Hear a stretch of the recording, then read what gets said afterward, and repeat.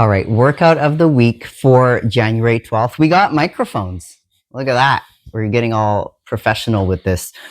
And I'm going to try not to use as many uhs and ums because I hate when I hear that from other people and I'm the one who's doing it. So I'm sorry about that, but I'll do my best. So we're going to do a two-parter this week. So it's going to be part A and part B. Part A will, see, there I did it again. Part A will be the actual full workout that we will demonstrate for you, and we will obviously write it out in the chat. And part B will be kind of like a little mini sub challenge that we'll do for push-ups. So we're going to keep that trend going with the push-ups that we started last week, and we'll focus on those. The warm-up will be mobility and some stretching. So Jesse's going to demonstrate those exercises. And we would encourage you to take a video of yourself doing these movements, doing the exercises so that we could do a technique check. Again, it's going to be up to your comfort level if you're comfortable with that. If you are comfortable sending us that, great, or asking questions about form like you guys have been doing, then we'll send another video explaining that. That's totally fine as well. So I think we should get started with the warm-up. Jesse, are you ready? Always ready. Always ready. Born ready. All right. Armored. Okay. All right. So Jesse is going to demonstrate the warm-up, and the first thing we'll start with is the world's greatest stretch. If you've done this before, great. If you haven't, Jesse is going to demonstrate it. And it's a really good full body core back stretch, right? What are your opinions on that one? Everything. Yeah. I have a very specific way that I warm up, and there's always the world's greatest stretch involved in it. And I like to get in and out of it doing the inchworm. So I'll show that for this particular one. But to get into the world's greatest stretch, eventually somehow make your way down to the plank. I like to inchworm myself out, going hand width by hand width until I'm in a good plank. Once I'm happy and I'm in a good plank, we're going to start off by firing our left foot up by our left hand like this and planting our right hand. So you can plant it exactly the same way that you would as if you were doing a push-up or a plank. Some people feel a little bit more comfortable with a fist on the ground, whatever you're comfortable with. Now, notice how my back right leg is completely straight. Not everybody can keep their leg straight throughout this movement. So if you need to bring it down to the ground, bring it down to the ground. But every now and then, just try to bring yourself back up. Now, there's a few ways to do the next part that we're going to do. But what's going to be important is the spine and the chest movement as we follow our eyes and our fingertips to the sky. So you have two ways of doing this. One, you can push your knee out a little bit and then bring your elbow down to your heel. Ride that line up. Eyes follow my fingertips to the sky and hold for a second. While I'm in this hold, I'm pushing through my right heel. My left foot is planted firmly in the ground. And as I breathe in,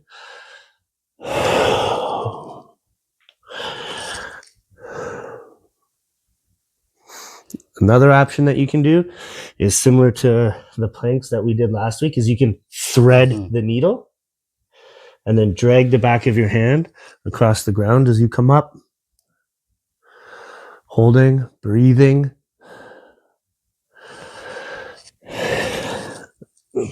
That's a good option because not everybody can get that elbow down to the ground when you're in that kind of starting position there. So just find what works for you, and your mobility and your movement will grow. And just make sure to do both sides. So he's going to show you the other side quickly. Yeah, so the way that you can switch is go back to the plank position and do the exact same formula that we just went over. Fire your right leg up by your right hand, making sure that it's at 90 degrees. You can keep your left hand planted. You can go in with the fist, whatever is more comfortable for you. And then you just start the process all over again. It's good to see the backside too. If here. you need to bring it down. Yeah. the knee down, bring the knee down.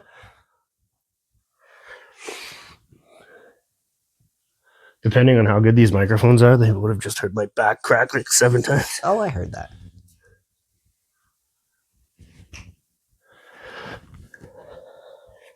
Good.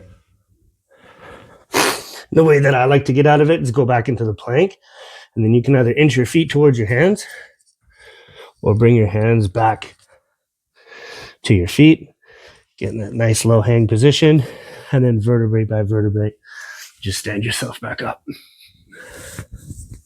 Very nice. Good. So that will be the first one that you can do. Again, you can start and or end with this one in the warm-up. It's a great overall stretch. The next one will be a cat-cow. So simple on all fours. So get down there in your hands and knee position and do the cow. Stick your butt out, breathe. Just breathe in and out through the movements, and then do the cat. Try to stretch that upper back, mid back, low back as much as you can. Looking up to the ceiling when you're doing the cow. Nice breathe out when you're doing the cat. I've heard both variations for breathing. Breathe in during this, breathe out during that. Either or is fine as long as you are breathing, focusing on it while you're doing this one. The third one we've chosen is the bird dog. This one will also be in the workout.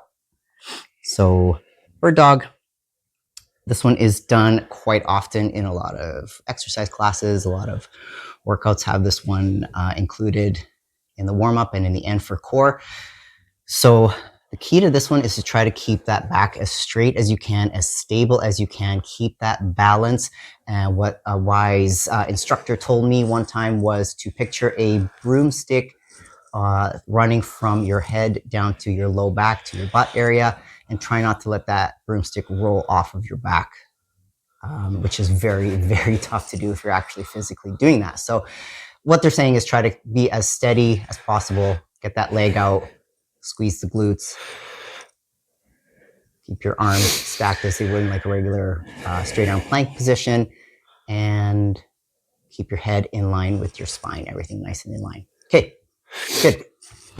So that's the warm up. Do it before the workout.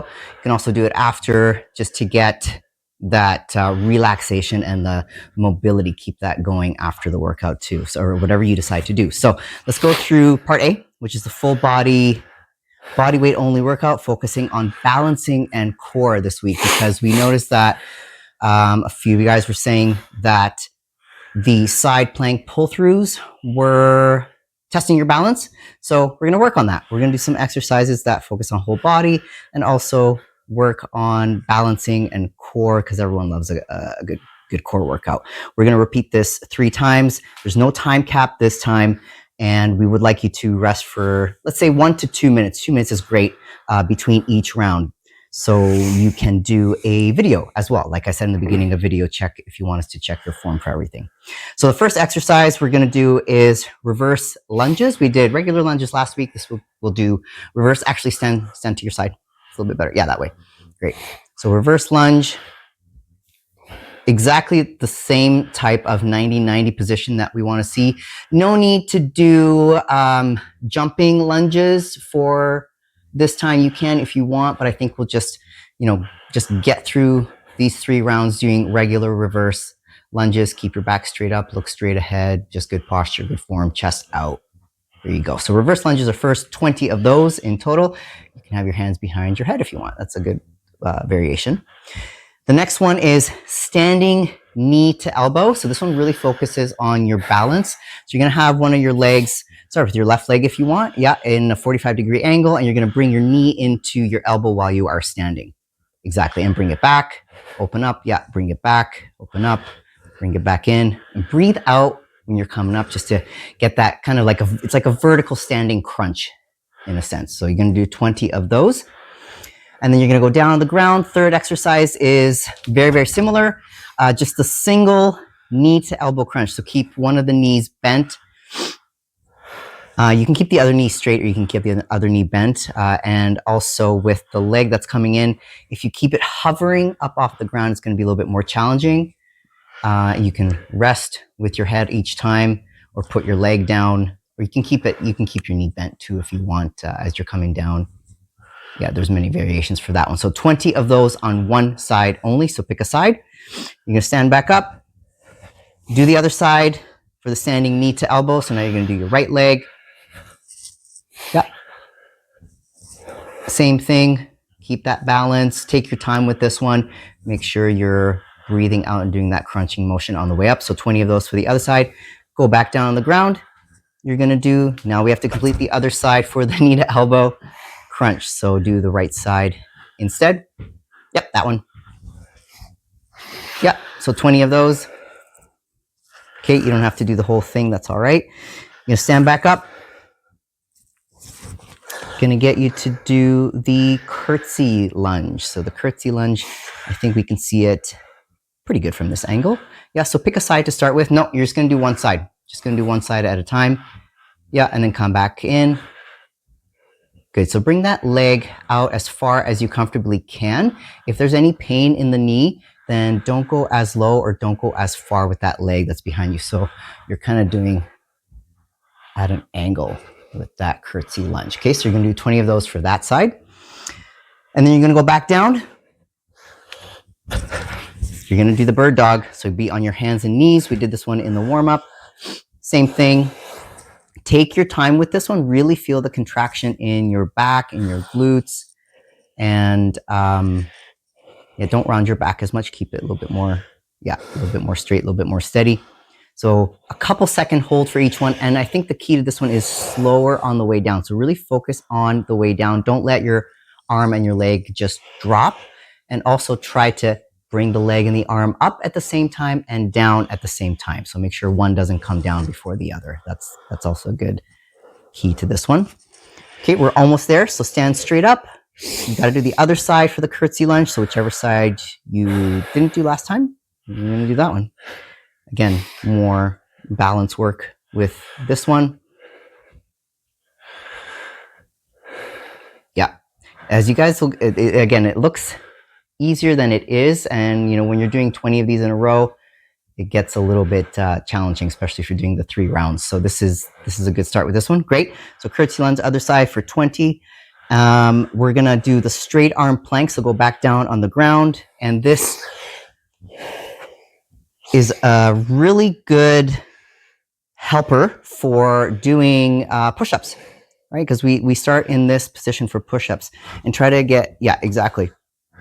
So hold the straight arm plank for 60 seconds. So toes should be pretty close together. The wider your feet are, the easier it's going to be. So the closer you are, the more challenging it is, the more balance you're going to have to do as well. So hold that for 60 seconds. And then from there, do your best. Finish with 5 push-ups. If you need to take a little bit of a break, take a little bit of a break and then do 5 push-ups, but try to go in it right after. And then that is the full 10 exercises. Do it again. Do it again. So 3 rounds. Let us know how it goes. And any last notes that you want to mention? So that's the workout. That's the workout part A. So part B of the workout is a fun challenge where we're going to, from the moment you see this video until Friday at noon, how many push-ups total can you accumulate throughout the week, with the goal being at least 100. So you've already done 3 sets of 5. You can count those 15. And if you are feeling pretty good because we're already warmed up with the push-ups, do a set of as many as you can and try to beat that every day. So for example, I'm going to have a goal, probably about 45 or 50 in one go, and just see how many times I can beat that throughout the week. Veronica? I recommend to try to do them from your toes. Yes. So try to do as many as you can from your toes. If you can't get that depth, so like a nice full push-up like that, it's okay. If you can only go down an inch, that's okay as well, right? Just try to get the full push-up going and do your best with it. Just challenge yourself. You will get there eventually. So those look really good.